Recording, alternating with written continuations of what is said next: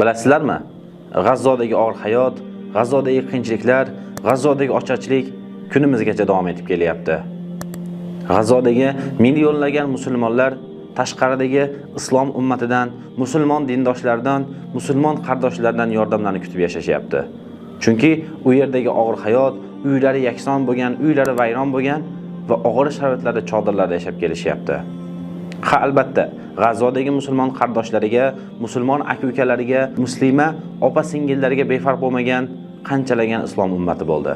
Ular G'azzodagi voqealar boshlangandan buyon musulmon birodarlar uchun yordamlar to'xtatmasdan yordam berib kelishyapti. Bizlar ham Buray Qalblar xayriya jamoasi o'laroq G'azzodagi musulmonlar uchun yordamlarni, ihson pullarini imkon qadar ulashtirishga harakat qilib kelyapmiz. Va Allohning fazli va rahmati bilan mana bu narsaga muvaffaq bo'lyapmiz. Bugun ko'rib turganlardek ushbu videoyimizda G'azzodagi ocharchilikdan qiynalayotgan, G'azzodagi suvsizlikdan qiynalayotgan musulmonlar uchun, faqirlar uchun toza ichimlik suvlar ulashdik.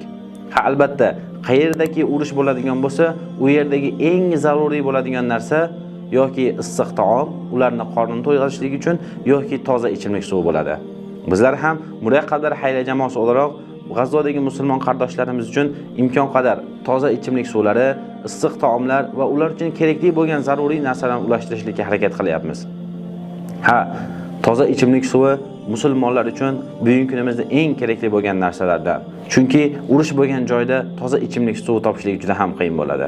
Bizlar ham u yerdagi faqirlarni, mazlumlarni yuklarini ozgina yengillatishlik uchun mana shunday yordamlarni ulashtirib, ularni ozgina bo'lsa ham qiyinchiliklarni yengillashga harakat qilyapmiz.